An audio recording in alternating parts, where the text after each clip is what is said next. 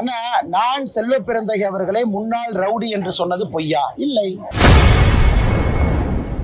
காங்கிரஸ் நிர்வாகிகள் போன் செய்து செல்வ பெருந்தகையை பற்றி பேசியதற்கு தனக்கு நன்றி தெரிவிப்பதாக பாஜக மாநில தலைவர் அண்ணாமலை செய்தியாளர் சந்திப்பில் தெரிவித்துள்ளார். ஆனா நான் செல்வ பிறந்தகை அவர்களை முன்னாள் ரவுடி என்று சொன்னது பொய்யா? இல்லை. அதற்கான தரவுகளை வெளியிட்டிருக்கேன். அவர் குண்டா சட்டத்துல கைது செய்யவில்லை, கைது செய்யப்படவில்லைன்னு அவர் சொல்றாரு, அதுவும் போய். அவருக்கும் தமிழகத்தினுடைய முக்கியமான குற்றம் எதுக்கும் சம்பந்தம் இல்லைன்னு சொல்றாங்க, அதுவும் போய். தமிழகத்தினுடைய காங்கிரசினுடைய வரலாறு இவ்வளவுதான். எனக்கு உண்மையான காங்கிரஸ்காரங்க எல்லோருமே தொலைபேசி மூலமா நிறைய பேர் முக்கியமான தலைவர்கள் என்னை கூப்பிட்டு, அண்ணா இதை பத்தி பேசுறதுக்கு ரொம்ப நன்றி, இதைத்தான் அகில இந்திய தலைமையில தொடர்ந்து சொன்னான் அவர் தலைவரா போட்டாங்க. மூத்த முக்கியமான பாரம்பரியமிக்க காங்கிரஸ் தலைவர்கள் எத்தனையோ பேரு தொலைபேசியில் எங்களை கூப்பிட்டு பேசிட்டு இருக்காங்க.